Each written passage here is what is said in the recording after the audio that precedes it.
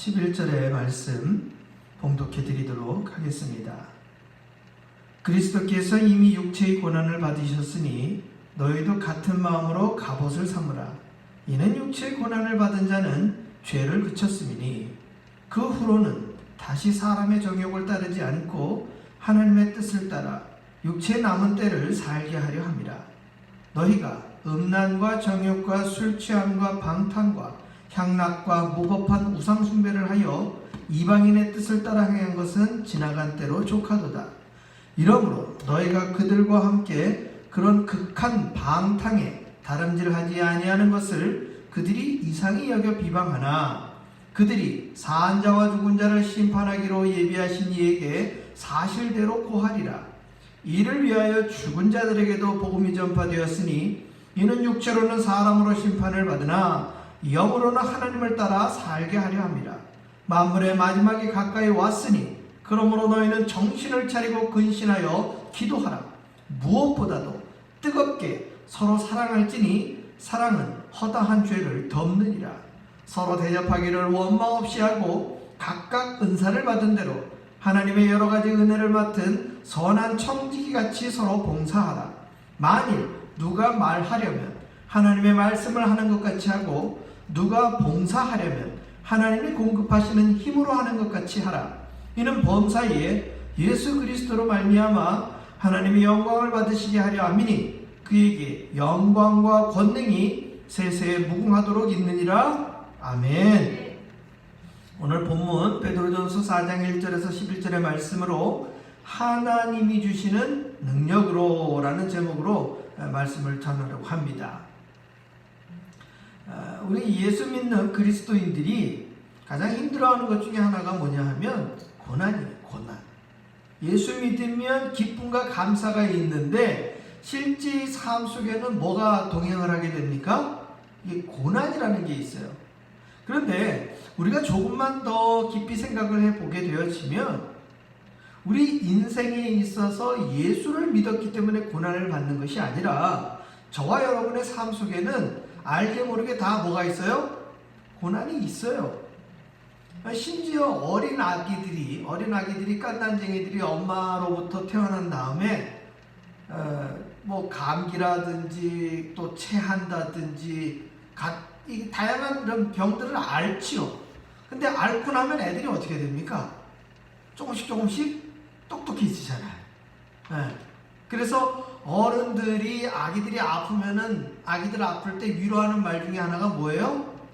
아이가 잘하려고 한다. 크려고 그러는 거다. 그런 얘기를 하는 거예요. 잘하려고 한다. 크려고 한다.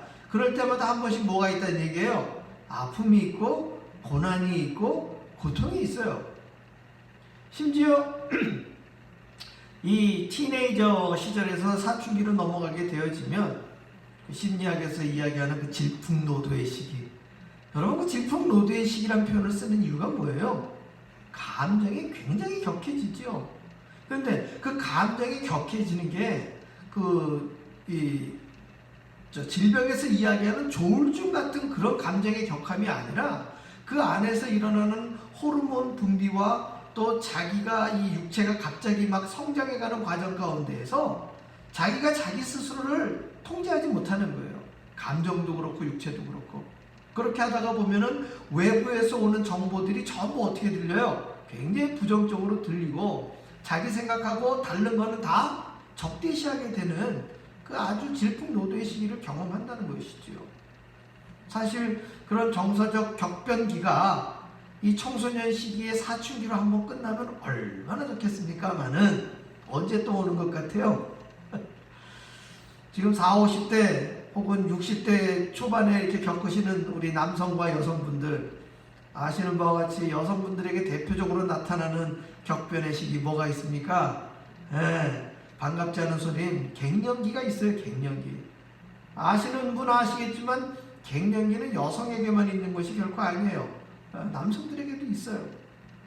그래서 제가 아는 친구들 이렇게 서로 메시지 주고받는 거 보면은 이 남성 친구들이 40대에서 50대 넘어오면서 생긴 큰 변화 중에 하나가 뭐겠습니까? 눈물이 많아졌어요. 눈물이 많아지고 생각보다 말들이 수다스러워지는 거. 예. 그리고 정말 상남자 같던 친구들이 진짜 꽃에 관심이 많고 아주 자잘한 생활 일상에 관심이 많아져서 드라마를 보다가도 울고 노래를 부르다가도 울고 지나간 시절의 어떤 내용 한 자락만 나타나도 눈물이 자기도 모르게 흐르는 것을 자기 스스로가 깨닫게 된다는 겁니다. 뭐 이 이야기 속에서는 저도 벗어날 수 없어요. 저도 이렇게 가끔 어떤 TV 방영물이나 영화 같은 데서 나타나는 장면들을 보게 되어지면 제 의지하고 상관없이 눈물이 흐르는 경우들이 많다는 것이죠. 이러한 정서적 변화, 이런 어떤 심리적인 변화는 우리의 삶의 시간들 가운데서 나타난다는 것이죠. 우리가 이 5월 달에 이제 나비가 날아다니는 걸 보게 됩니다. 나비는 뭐 아시는 바와 같이 처음서부터 아래서부터 나비로 훅 자라는 게 아니라 그 애벌레로 커 있던 이 나비가 고치를 짓죠. 애벌레가 입에서 실을 내가지고 고치를 만듭니다. 그 고치 안에서 어느 정도 일정한 시간이 지나고 나면 스스로 그 안에서 그 고치를 찢고 하얀 나비가 날개짓을 하면서 나온다는 것이죠. 곤충학자가 실험을 해봤답니다. 이 날개를 펴고 그 고치를 찢고 나오는 나비 입장에서 얼마나 힘들어요. 그러니까 조그만 가위를 가지고 나비가 나올 때쯤 되면은 그 고치를 이렇게 찢어주는 거예요. 잘라가지고 나비가 쉽게 나올 수 있게. 자, 나비가 쉽게 나오고 나니까 어떻게 됐을까요? 날아다녀야 할 나비가 날지를 못하고 벌벌벌벌벌 날갯짓을 하면서 기어댕긴다는 거예요. 이유는 뭐겠습니까? 사람들 눈에 볼 때에는 나비가 고치를 찢고 나오는 게 너무 힘들어 보이지만 그 힘쓰고 애쓰는 과정 가운데 나비는 날갯짓을 할 수 있는 힘을 얻게 된다는 거예요. 우리 사람들의 생각으로 친다면 근육이 생기는 것이죠. 근육이 생겨서 나비가 날 수 있게 되는 것인데 그 고치를 쉽게 잘라져 버리게 되어지면 나비는 날 힘을 얻지 못하고 그저 큰 날개를 퍼덕이며 뭐 할 수밖에 없는 거예요? 이 땅을 기어다닐 수밖에 없다는 것이죠. 아기들도 마찬가지이죠. 우리 에릭이 우리 교회 와가지고 돌도 안 되는 에릭이 와서 그 자라가는 모습을 봤는데요. 처음에는 뭐 걷는 것보다는 이렇게 적당하게 교회 바닥을 기기도 하고 또 자기를 안아줄 만한 사람한테 팔을 벌려가지고 안겨서 다녔어요. 그래서 이 아이가 한 4, 5개월 지나가지고 자기가 걸을만 하니까 혼자 걷다가 넘어지고 걷다가 넘어지고 그거 얼마나 아파요. 근데 그랬던 아기가 또 한 3, 4개월 더 지나버리니까 그 다음에는 자기 혼자 어떻게 합니까? 뛰어요. 뛰어다닐 때는 손을 잡으려 치면 그 손도 잘 안 잡고 자기가 원하는 대로 가려고 한다는 것이죠. 어린아이로부터 곤충에 이르기까지 자라가는 과정 가운데는 항상 그 어떤 순간 한 번에 레벨업을 하기 위해서는 항상 뭐가 필요하느냐? 이 고난이 필요하다는 것이죠. 그래서 세상살이에서 고난이라든지 힘든 내 시간이 없이 쉬운 쪽을 선택하는 것은 결코 인생이 성장하는 데 도움이 되지 않는다는 거예요. 고난은 오늘 성경 말씀을 통해서 보게 되어지면요, 고난에 참여는요, 죄를 이기는 힘이 있습니다. 그것이 바로 1절에 나타난 말씀인데요. 4장 1절의 말씀을 보게 되면 이렇게 이야기합니다. 그리스도께서 이미 육체의 고난을 받으셨으니 너희도 같은 마음으로 갑옷을 삼으라. 이는 육체의 고난을 받은 자는 죄를 그쳤으니. 죄가 어떻게 됐대요? 그쳤다는 거예요. 고난이 어떤 역할을 하느냐? 갑옷 역할을 한대요. 이 갑옷이 실제 물리적인 육체적인 어떤 싸움이나 전쟁에 있어서의 갑옷 역할을 하기보다는 2절에 등장하는 이 사람의 정욕, 이 사람의 정욕을 따르지 않게 하는 영적인 갑옷의 역할을 한다는 거예요. 여러분들도 아시다시피 에베소서에서 바울이 표현할 때 뭐라고 표현합니까? 구원의 이 투구를 쓰고, 그렇죠? 의의 흉배, 진리의 띠, 또 복음으로 예비한 평안한 그 예비된 신발, 그리고 믿음의 방패, 그리고 하나님의 말씀인 검, 이러한 완전 무장한 신앙인의 모습을 그 당시 사람들이 잘 알고 있었던 이 로마 군인의 어떤 무장한 모습을 통해서 신앙인들이 영적으로 무장하는 상태를 설명을 했다는 것이죠. 오늘 베드로 사도의 이야기도 그와 같은 맥락입니다. 육체 고난이라는 게 단순히 얻어맞고 핍박받는 그런 부정적이고 고통만 따르는 것이라고 생각하면 아니에요. 이 고난과 고통을 겪은 사람들은 그전과는 사뭇 다르고 특별히 겪어보지 않은 사람과는 완전히 다른 것이라는 얘기예요. 그래서 고난에는 그러한 깊은 의미가 있다는 것이죠. 여러분, 지금 코로나 바이러스가 굉장히 창궐하고 있는데 사람들이 이 코로나 바이러스에 걸리는 이유가 뭐예요? 그걸 대적할 항체, 항원이 우리 안에 없기 때문에 그래요. 그러면 지금 전 세계 의학자들이 지금 백신을 만들려고 해요. 백신은 결국 뭡니까? 어떠한 바이러스를 좀 약하게 만들어서 사람 몸에 주입해도 감염되지 않을 정도로 만들어서 그것이 사람 몸에 들어왔을 때 사람 몸에 있는 이 면역 체계가 그 바이러스를 어떻게 할 수 있게끔, 대적할 수 있게끔 만드는 게 백신이에요. 따라서 지금은 우리 안에 항체가 없는 상태에서 이 바이러스가 퍼지는 바람에 우리가 이렇게 어려움을 겪고 있는 거예요. 시간이 지나면 아마 이 코로나 바이러스에 대한 항체들도 우리가 감기의 면역성을 갖는 것처럼, 그리고 때 되면 독감 예방주사를 맞는 것처럼 이 부분도 그러한 일상처럼 되어질 것으로 믿습니다. 그래서 우리가 이러한 시기에 정말 정부나 또 질병관리본부나 의학자들이 이야기하는 모든 주의할 부분들을 잘 지켜야 우리의 건강을 지킬 수 있는 거예요. 재미있는 통계가 하나 있습니다. 그 통계가 뭐냐면 부정적인 것은 코로나 바이러스 때문에 확진자가 늘어나고 사망자가 늘어나는 것인데, 이 코로나 바이러스를 대처하기 위해서 우리가 늘 나갔다 들어오면 어떻게 합니까? 손을 깨끗이 씻고 마스크를 하고 사회적 거리두기를 하고 가능한 한 많은 사람들과 접촉하지 않고 위생적인 생활을 하다가 보니까 상대적인 감기 환자가 많이 줄었고요. 어린아이들 수두 환자, 우리가 아는 일상적인 질환자들이 지금 이 코로나 바이러스 때문에 지금 감춰져서 그런 것이지 전체 평균 일어나는 그런 다른 질병들이 거의 3분의 1 정도로 확 줄어버렸답니다. 그 환자들이. 그러니까 우리의 일상의 위생적인 생활만 통해서도 그러한 그 질병들이 이렇게 줄어지는 효과가 나타나는 거예요. 따라서 우리의 신앙의 면역체계, 우리가 죄를 멀리하고 죄를 대적하고 우리 베드로 사도가 이야기한 이런 그 영적인 갑옷을 입는 부분들은 군인이 전쟁터에 나가기 위해서 막 자신을 막 훈련시키고 막 억지로 뭔가 해내려고 하지 않더라도 저와 여러분의 삶 속에서 하나님 앞에 날마다 간절한 기대와 소망을 갖고 기도하고 말씀을 읽고 묵상하는 이 평상시에 저와 여러분의 신앙의 삶이 우리를 어떻게 만들까요? 세상 죄악으로부터 단단하게 만들고 영육 강건하게 만드는 힘이 거기에 있다는 거예요. 이 베드로 사도나 요한 사도, 지금 저와 여러분이 주일과 이 수요일 예배에 두 사도의 서신서를 지금 병행해서 우리가 성경 말씀을 보고 있는데요. 두 사도가 이 서신서를 쓰게 된 배경이 큰 차이가 안 나는 시대예요.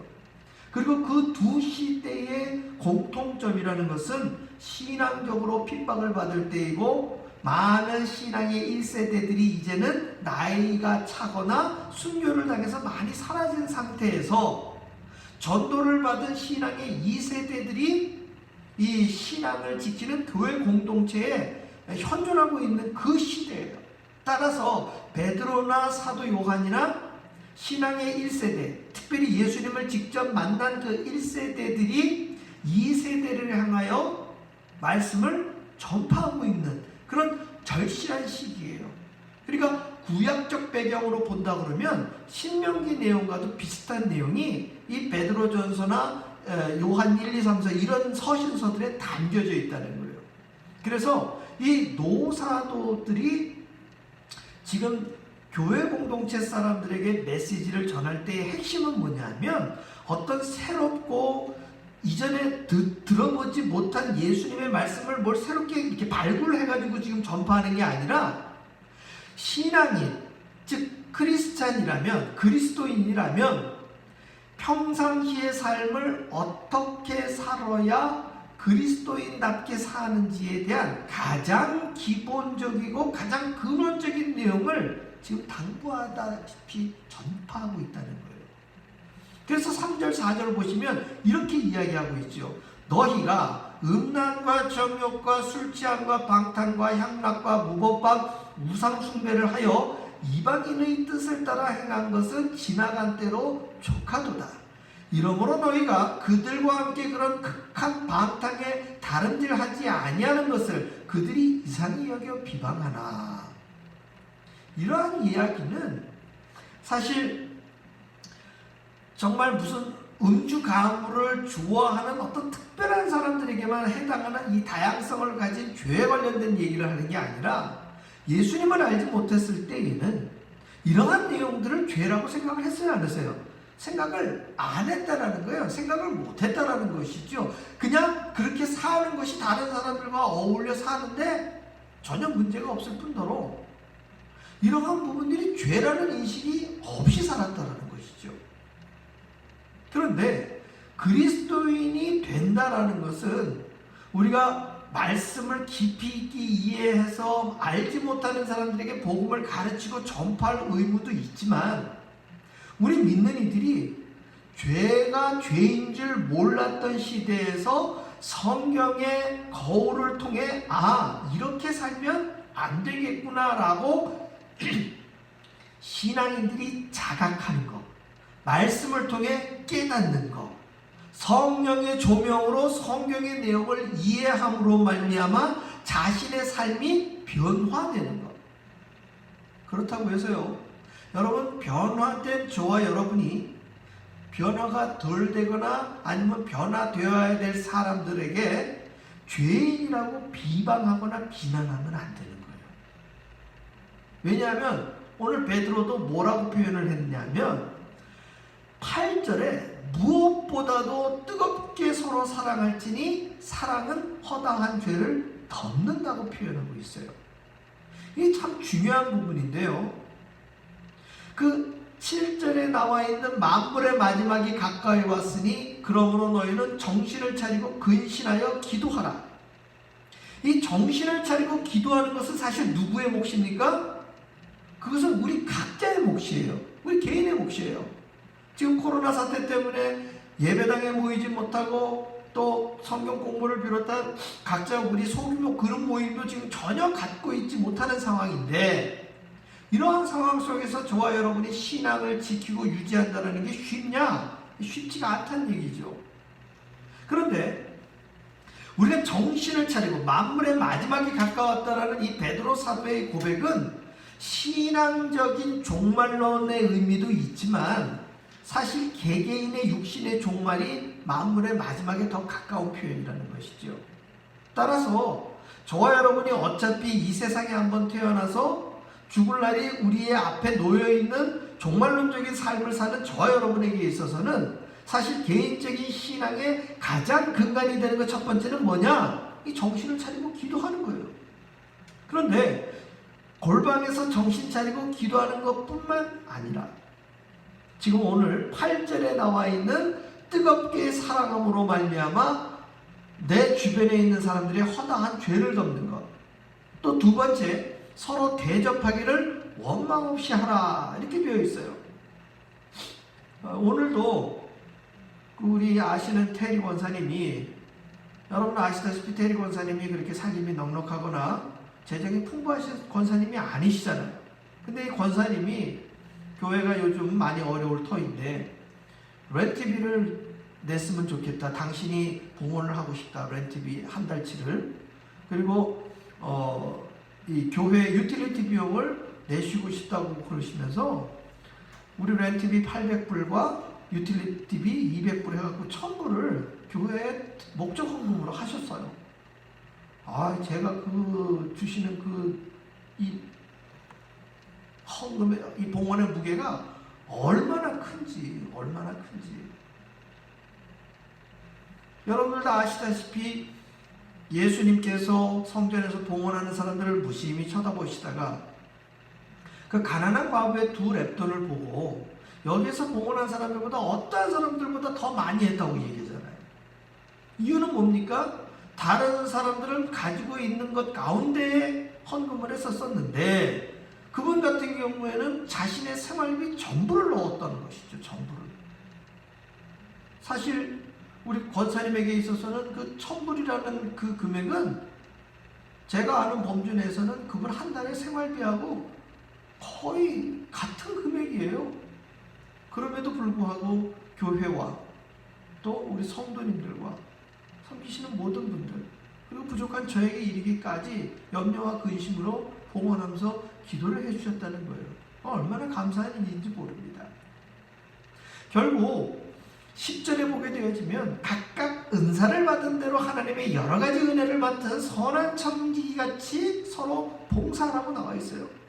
이런 봉사의 개념이 정말 수직적으로 누군가가 능력이 있어서 부족한 사람을 일으켜 세워주는 것 굉장히 중요한 일이에요. 그러나 이것이 모두가 힘든 시기 가운데서 우리가 손을 벌리고 팔을 내밀어서 너도 힘들고 나도 힘든 상황이 있지만 이러한 시기에 서로를 격려하고 서로 칭찬해주고 서로 보듬어 안고 정말 어떻게 힘든 부분 없느냐고 서로 이야기 나누고 서로 기도해주며 중보해줄 때 정말 우리의 교회 공동체는 하나님이 기뻐하시는 선한 공동체로 성장해가고 성숙해가는 줄로 믿습니다. 거의 8주차 정도, 거의 2달여 가까이 지금 우리가 이렇게 온라인으로 예배를 드리고 있습니다.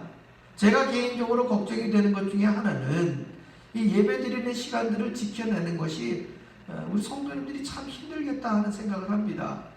저는 화면을 보고 때로는 예배당에서 몇 분 앉아 계신 저희 가족이나 우리 성도님을 뵈면서 저는 설교를 하고 있기 때문에 그리고 또 저는 이렇게 훈련하는 게 오랜 시간 동안 훈련된 목회자이기 때문에 말씀을 전하는 부분에 있어서는 어찌됐건 열심히 특심을 내어서 열심히 준비하게 되어지는데 우리 성도님들에게 있어서는 이 2달여의 이 화면을 통해서 설교 말씀을 듣고 같이 찬송을 부르는 일이 결코 쉬운 일이 아니라는 것 저도 알게 됩니다.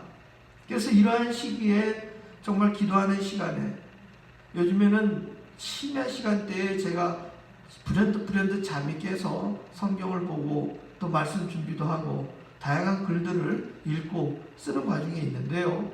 그러할 때마다 우리 성도님들이 이 화면으로만 이렇게 보는 것이 얼마나 힘들고 어려운 일일까 정말 생각날 때마다 우리 성도님들을 위해서 기도하게 됩니다.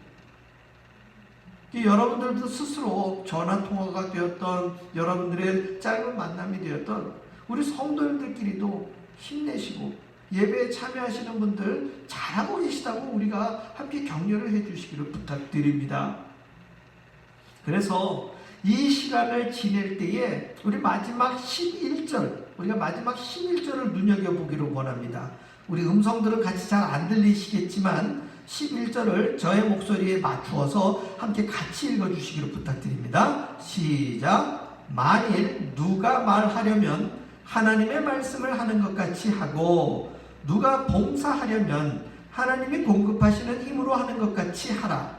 이는 범사에 예수 그리스도로 말미암아 하나님이 영광을 받으시게 하려 함이니 그에게 영광과 권능이 세세에 무궁하도록 있느니라. 아멘.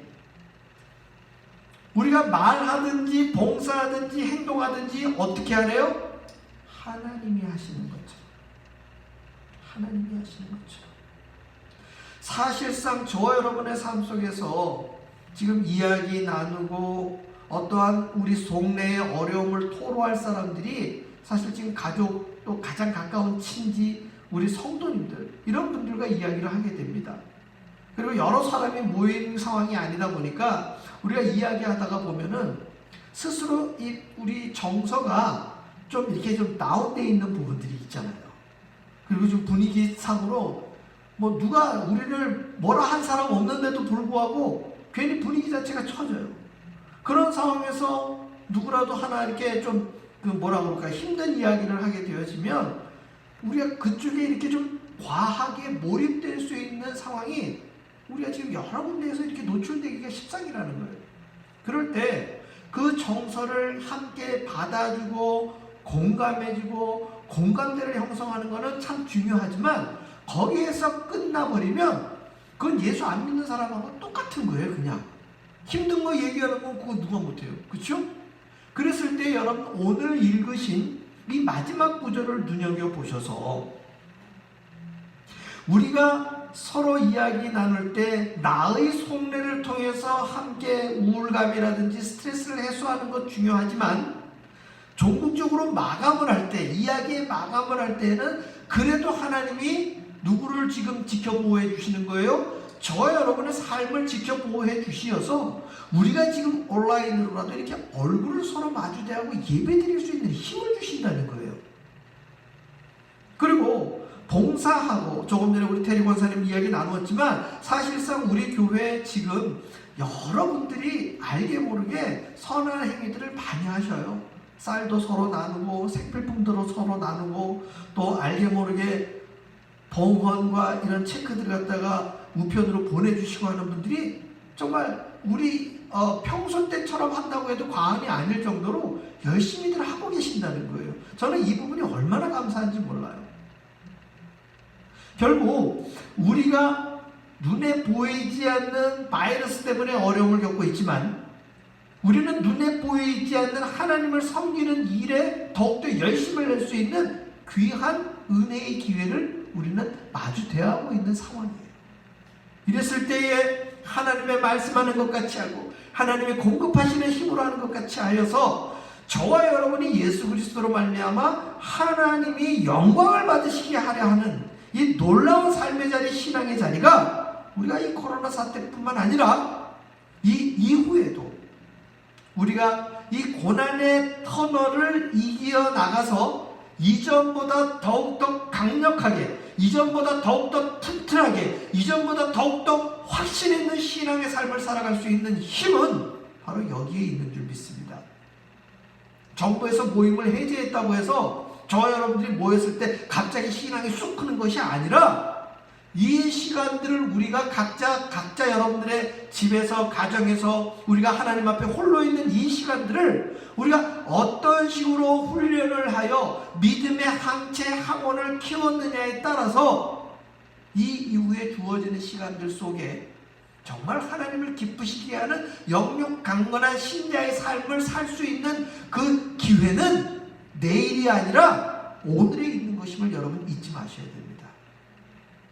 하나님이 주시는 능력으로 하늘로부터 오는 공급하는 그 힘을 통해 여러분 내일 어떻게 되겠지가 아니라 오늘 확실한 변화를 주께서 주심을 여러분 날마다 믿고 확신하시는 우리 모두가 되시기를 주의 이름으로 축원합니다.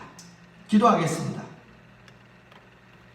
할렐루야, 할렐루야. 하나님 아버지 그렇습니다.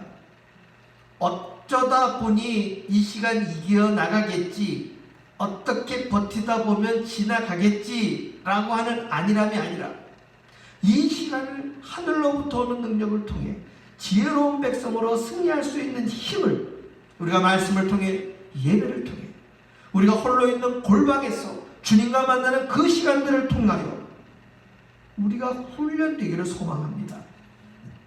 아무도 함께할 수 없는 이 시간들 속에서 아버지 우리가 정신을 차리고 근신하여 기도하는 백성 되게 하여 주옵시고 우리 가운데 오늘도 선하게 역사하시는 그 성령님의 음성을 바위를 쪼개고 산을 가르는 그 어마무시하고 공포스러운 하나님의 모습이 아니라 세미한 음성 속에서 엘리야에게 들려주셨던 그 하나님의 임재를 우리의 이 홀로 있는 시간들을 통해서 그 주님 만나게 하여 주시옵소서.